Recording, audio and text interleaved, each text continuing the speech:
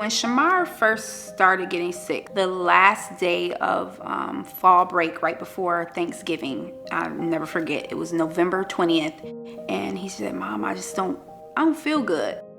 I was playing basketball and then I just felt real hot and then I was sweating excessively. I know I don't sweat this much. And I was like, oh no, you have a fever. We're from Cameroon. Brittani is our second. Everybody loves Brittani. Everywhere she goes, she's loved. She likes to hug. From my place of work, I believe I got exposed.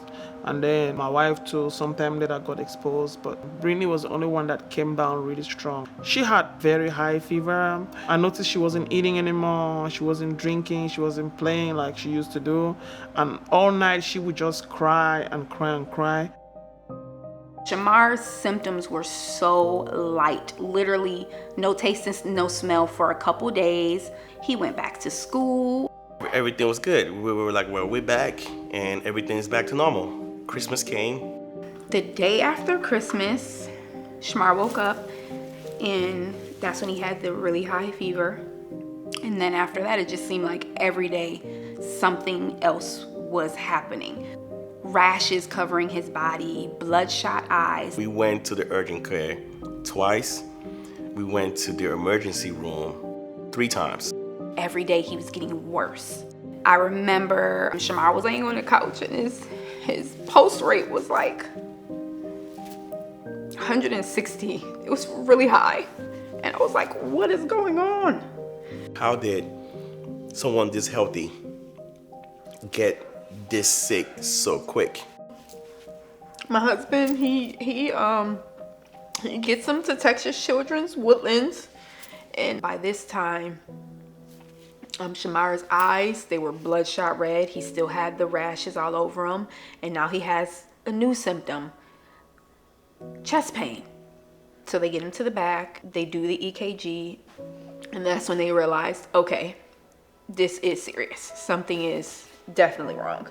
So they transfer him by ambulance to Texas Children's Main Hospital.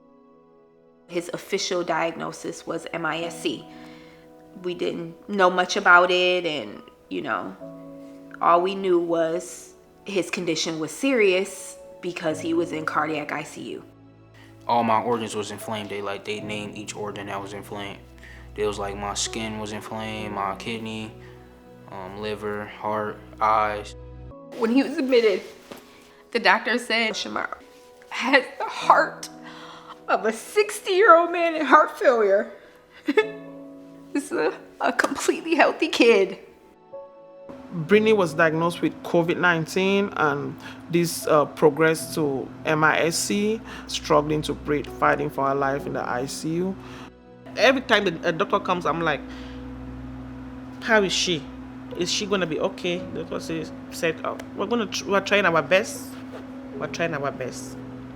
That's all they were telling me. The monitor was beeping. Beep, beep, beep. I couldn't sleep from morning to night, looking at the monitor to make sure that everything was okay. I think 10 days in the ICU before she made it out.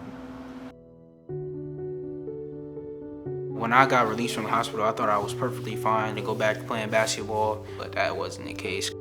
It's still monthly visits to Texas Children. He's on heart medication still. So I'm gonna bring it back to the importance of vaccinations. It saves lives. What I went through, I don't want anybody to go through. I was so excited when the vaccine came out. I saw that happen to my baby. I don't want it to happen to anyone else. I don't want any parent to go through what we're going through. I don't want any kid to go through what my son went through. I thought I was invincible, but we're not, so get vaccinated. Prevent what is preventable. Get vaccinated.